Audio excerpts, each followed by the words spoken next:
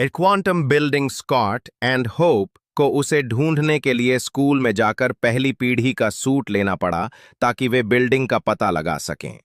मगर जैसे ही स्कॉट उड़ते हुए आधे रास्ते पहुंचा, एंटमैन का सूट खराब हो गया और वो उड़ने वाली कुर्सी से गिर पड़ा। पकड़े न जाने के लिए उसे एक कमरे में छिपना पड़ा, लेकिन अगले ही पल वो अचानक बहुत बड़ा हो गया। आखिरकार होप के कंट्रोल से स्कॉट दोबारा सामान्य आकार में आया, लेकिन उसे खुशी मनाने का मौका भी नहीं मिला कि वो फिर से एक छोटे बच्चे के आकार का हो गया। उसकी मजाकिया हालत देखकर होप ने बिना दया के उसका मजाक उड़ाया। इसके बाद वे क्लासरूम पहुंचे और ट्रॉफी के नीचे छुपा पुराना सूट ढूंढ लिया। उस सूट से उन्होंने बिल्डिंग को ट्रैक किया और उसका सही ठिकाना पता चला। देर न करते हुए दोनों ने एंटमैन सूट पहना और दीवार की दरारों से होकर बिल्डिंग के कमरे में पहुंच गए।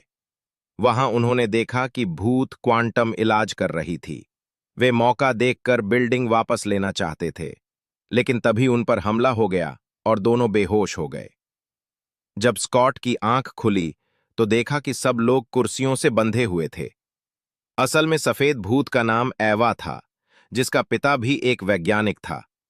एक क्वांटम प्रयोग के दौरान हुए हादसे में उसके पिता की मौत हो गई, पर एवा बच गई, मगर रेडिएशन की वजह से वो अदृश्य और अस्थिर हो गई।